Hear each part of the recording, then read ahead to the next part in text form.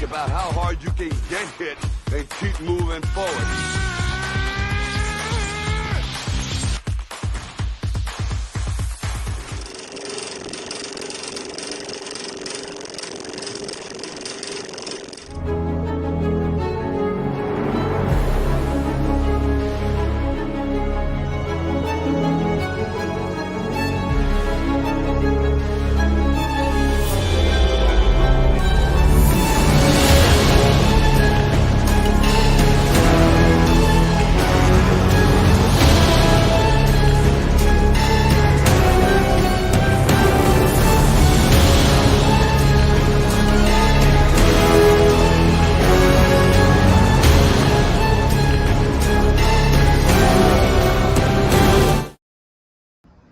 Lights, camera, action! I'm Greydon, and I'm your guide through the deep dive into the world of movies right here on the Director's Cut. Exclusively on the Bloodline Entertainment Network. Check down the description below for all of our social medias. You can find us at Twitch, Kick, X, Instagram, Facebook, wherever. All that stuff is down in the link below. And also check out bloodlinenetwork.com. where we have a bunch of articles, a bunch of trailer write-ups, a bunch of articles on sports, wrestling, the likes. Also, when you're there, check out Bloodline Entertainment Network /merch for our store and find out what type of merchandise you have. No, you cannot get this sweet turtle shirt there, unfortunately, but it's all your Bloodline needs. Shirts, beach towels, so you don't get that sand burning your butt in the summers. Phone cases, coffee mugs, whatever you need, we have it right there. And remember to hit that subscribe button, hit that bell notification, and hit that thumbs up button so you can get videos like this all the time from us. We post daily, folks, right here on YouTube. And also, I'm Greydon, the Bin Buster. You can also check me out at my channel, Bin Buster. All that's down in the links below. But first, before I get into what we're talking about today, if you haven't read it down below, we have something exciting to announce. Yo, what's good, brother? You ready to live stream? Oh man, I just don't know. I'm feeling real low on energy right now. What? You know what, man? I know exactly what you need. You need some W energy. Let me send you some W energy right now. W who? W what? W energy? What's that? What's W energy drink, you say, Tim? W is a clean energy drink that is made to give you focus with no crash, jitters, or against like other energy drinks. W energy drink contains no maltodextrin fillers and don't use artificial dyes. W energy drink also contains vitamins, amino acids, nootropic, and 150 milligrams caffeine. Here, Tim, try W's energy drink, the latest flavor, Dragonade. How do you feel? Yo! Oh, I'm feeling so much better. Damn, where do I get some more of that W from? Oh, that's what's up. Just go to the awesome website, w.gg, and use our special code Bloodline1 and get 10% off right now. That's right. Go to w.gg, to get yourself some W and use our code Bloodline1 for 10% off of your total purchase. Do it. You won't be disappointed. Anyways, as I was saying, we are here to discuss a certain movie that just recently came out, and I'm sporting the proper shirt this time to talk all about it. But first, before I get into the synopsis like I normally do, let's go through the chat for a little bit, see who's here tonight. We got Nick. Hey, from the UW podcast. He goes, "What's going on, Greydon?" I'm doing good, man. How are you? Dylan with his awesome Saints Saints podcast he did. Yeah, what was that? Sunday? Yeah, Sunday. My days have been all over the place, but Dylan, awesome job there, man. What's good? I'm doing good. Oh, that's right, Cage. Cowabunga. And it's totally tubular. That's right.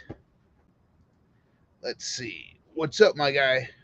Justin, I'm doing well. How are you, man? How are you doing, man? People are saying hi to each other. Why do you want pizza now? I don't know. Maybe because we're talking pizza tonight. So comment down below, guys. What is your favorite pizza topping? There's no wrong answers, and I will do it, and I will make sure I read them out loud during the show tonight. So comment down below. What's your favorite pizza topping? So here we go. What's good, Greydon? I'm doing good, Tim. How are you, man? Awesome website. Keep it up, man. The Bump Boys. Hey, it's the Dirty Dango. What you doing tonight, Dan? How you doing? Don't forget our code is Bloodline1. Yep, I said that. The commercial, yeah, awesome commercial. We got, yeah, people love the shirt. Can't wait to see this. Dylan, that's great. Oh, what's up? What's up, Devin? Awesome podcast. If you haven't checked out his podcast, it's on mental health awareness, and it's awesome. It's audio only. So check us out on Spreaker and wherever else you find your podcast, iTunes, Apple Podcasts, stuff like that. So check that out below. He does an awesome job with that, so check him out. All right, let's see. Cage, give me the ones up. That's right, throw your ones up for everyone tonight. And like I said, we got our first pizza topping tonight, so comment down below. What's your favorite pizza topping? Here we go. We got pepperoni and jalapenos.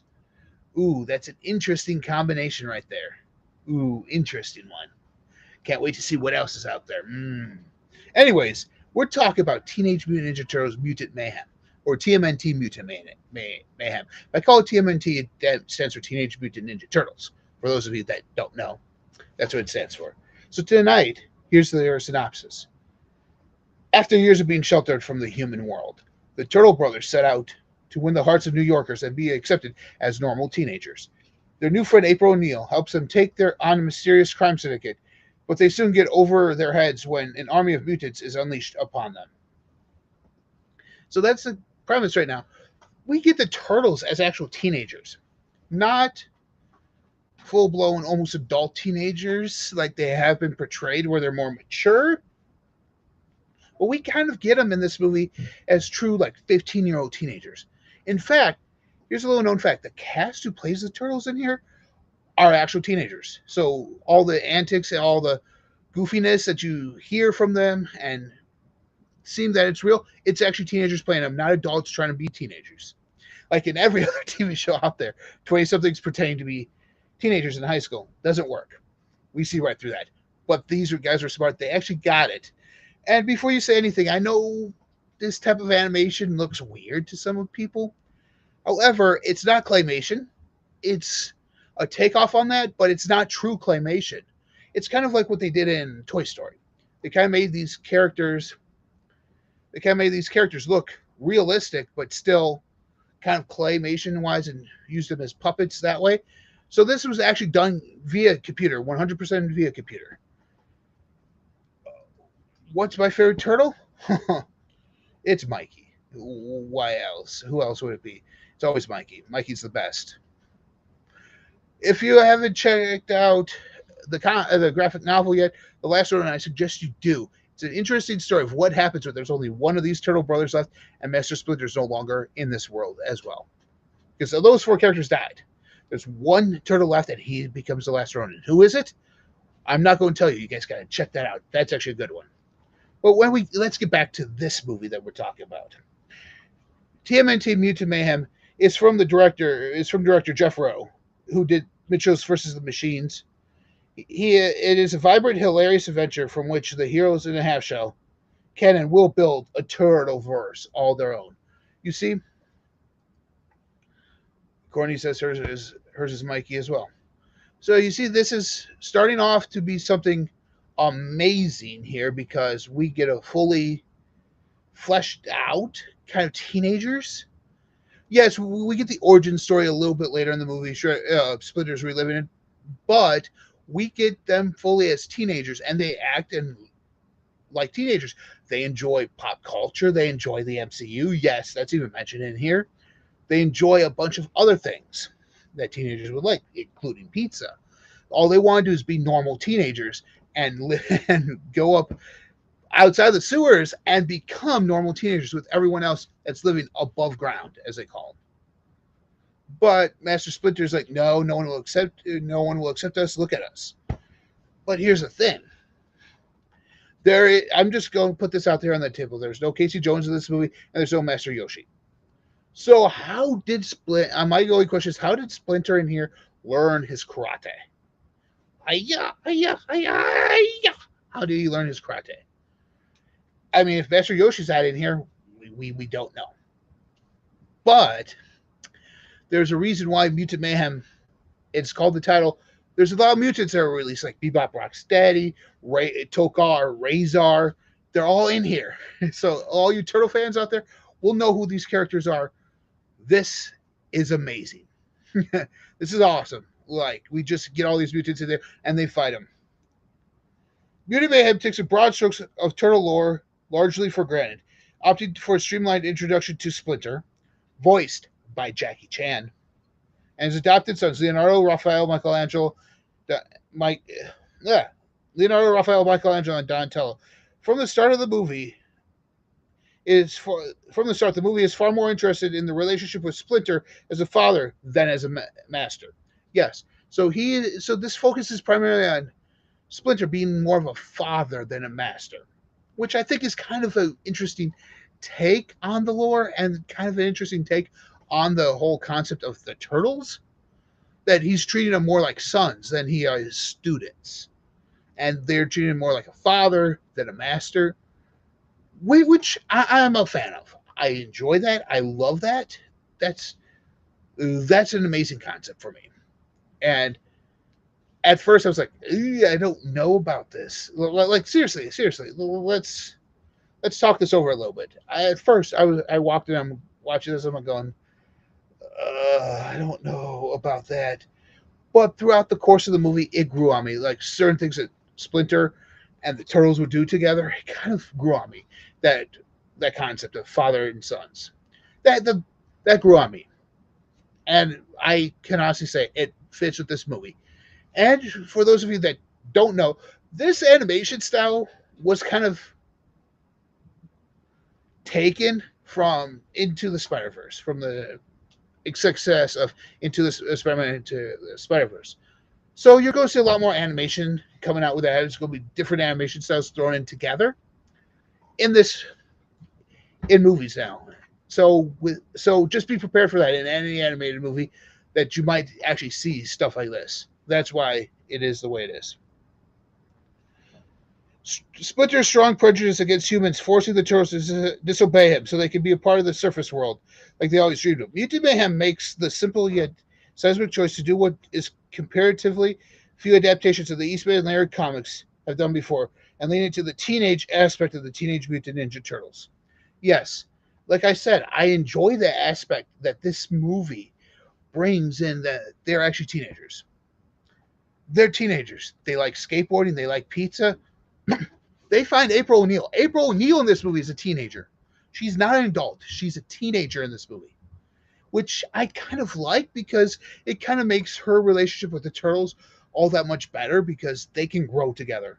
As you progress these movies and maybe do 3 of them, you progress those turtles throughout the ages. They're now 15. Next movie, they're like 17. Next movie, they're 19. So that's the end of the teenage years. And you do it where April's going off to college. Are the turtles going to go with her? Like that relationship there is kind of interesting, to say that at least. And we see it grow a lot in here to the point where the boys want to go to prom. And what happens? Hilarity ensues and a bunch of fight scenes. So it's hilarious. It's awesome. And these guys, like I said, are into the MCU. So the MCU exists in here because they mention how Hulk could just walk around. People take pictures with the Hulk and it doesn't seem weird.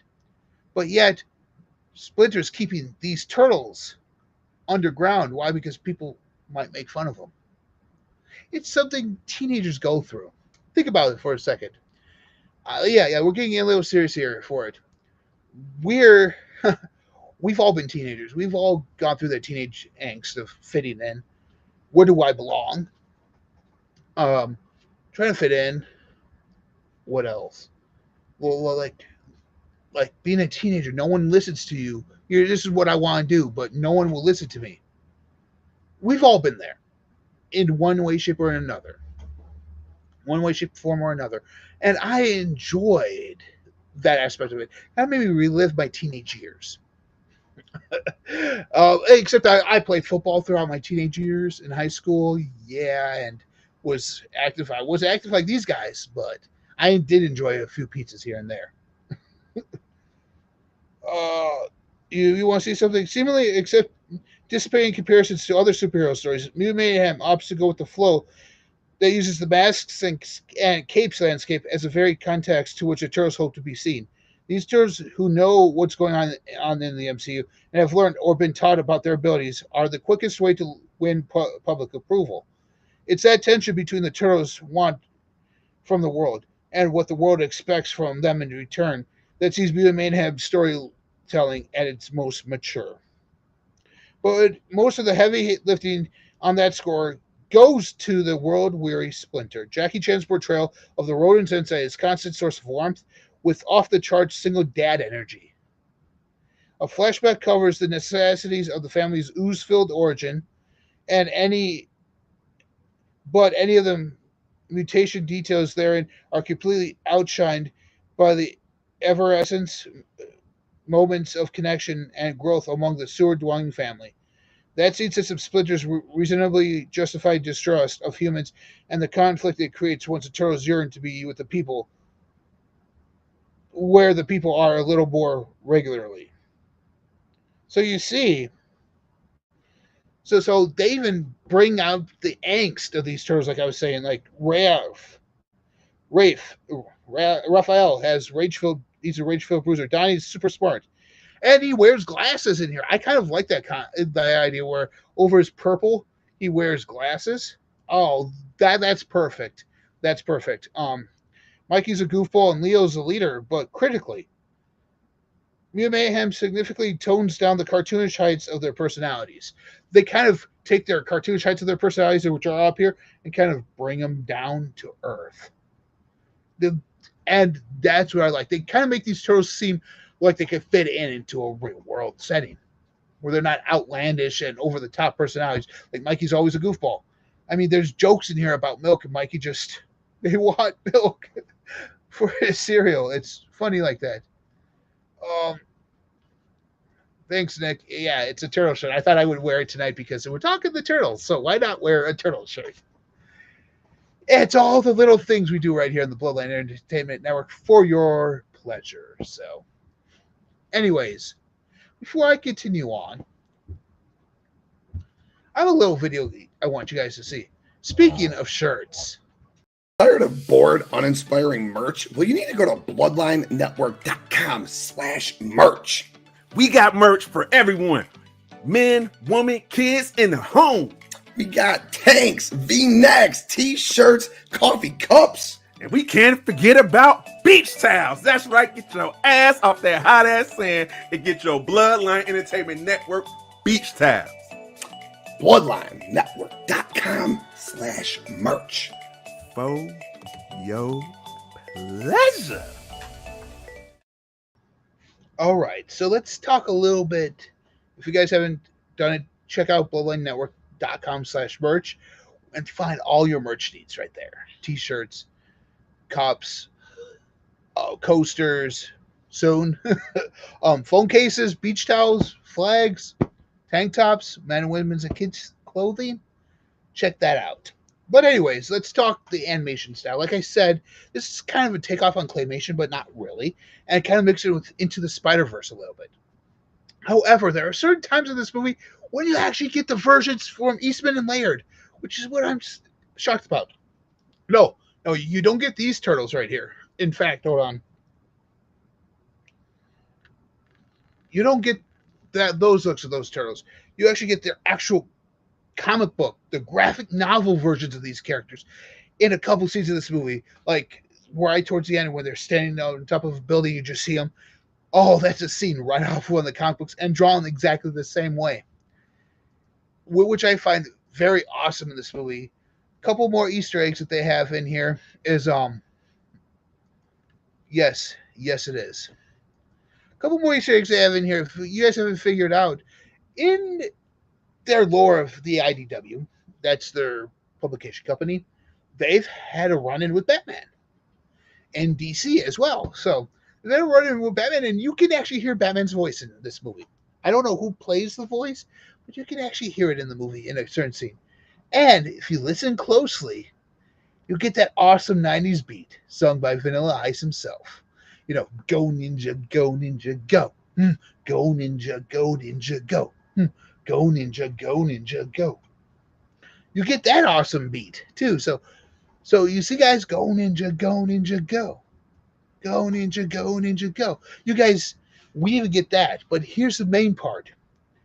The score is done by Trent Reznor and Atticus Ross of Nine Inch Nails. So this is totally like my generation of music and like 90s, and these kids, and it's teenagers, teenage angst and stuff like this. The score is amazing. The animation style is amazing. I don't know what else I could say about this. You can't wait to go see the movie. And that's right, Courtney. Go ninja, go ninja, go. Yeah. You can't wait to see the movie, JD. You're not going to be disappointed. It's a fun time to be had by all. Like, honestly, go out, watch it. It's a fun time. In fact, that kind of throws me into my little review right now of what I give this. It's time. Is it for me to determine, is it too sweet that can't be beat, or is it too sour to even bother?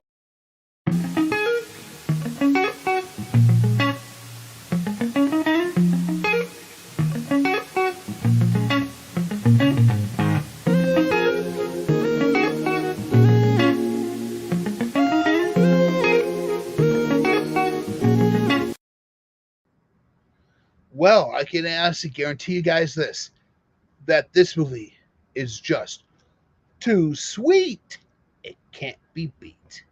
So, honestly, right now, most of my movies that I've done on here for you guys are too sweets. I don't know if I'm going to get it too sour. I might. You will know when I get it, because I won't be as excited like I am now to talk about the movie. I'll be sitting here going, oh, well, this is what it's about. So you guys can kind of see a change in my demeanor when that too sour comes in, but this is just too sweet. It can't be beat. Throw it in right there. Boom! That's right. So, for this movie, we see that the prejudices that teenagers come in, with what they face, the growth within the characters, the growth within them as a family. It's all right here for that. It's a good message for kids and a lot of great action for us older folks who enjoy the Turtles, and a lot of great action for the kids as well. So us as adults can understand what they're going through, and at times the kids can also understand what it's going through. Because when I left, I heard a couple of families talking about it, and the kids like, yeah, I feel that way half the time themselves. And so that's a good, interesting talking point about this movie. So I suggest go watch it. Go watch it. Bring your family, bring your friends. Go see it. It's looking to be an amazing movie. It already crushed its opening weekend. It's an amazing movie. So I'm going close up right now, but first I'm going to let you guys in on a little secret. Guess what? Guess what? There's a movie coming out August 25th that I'm reviewing for you guys next week. That's right. That's right. August 25th marks the theatrical debut of another video game movie, Gran Turismo. But I get a chance to watch it early. And I'm going to give you guys that review next Tuesday right here on the Director's Cut. So Gran Turismo, the next video game movie that it was also based on a true story. The movie, not the video game. The movie is based on a true story. So I just want to say thanks for watching and diving into the deep cut with me. As always, check down below for all the socials down below. Our merch store is down there. W.GG Bloodline 1 for a 10% off code for that. Check that out as well. And without further ado, Cody's birthday is the 25th. Oh, okay, happy birthday. You remember that video game? Yeah, Greydon was a great video game. Check it out. It's actually become the #1 driving simulator now in video games. So check that out too. If you're into driving simulators, want to drive with the actual wheel, pedals, and everything, it's a great game. It's a great game. Can't wait to go see this movie and talk about it. But until next time, remember, all the socials are down below. Find them. Follow us. You'll know when we do all of our content. Hit that like button, hit that subscribe button, and hit the bell notification for when we post videos like this. And even upload ones. Like we have one by Maddie Daddy who just talked about Brock Purdy and fantasy ramifications of that too. Check his video out. We had Jessica this morning with the Casual Leanne with hers on crime stories. That was an amazing show. So check that one out too. And until next time, I'm Greydon. My socials are down below, so check that out as well. Until next time, remember, there's more to movies than what we see on screen. I am Greydon, and I will be your guide through the films and their history right here on the Director's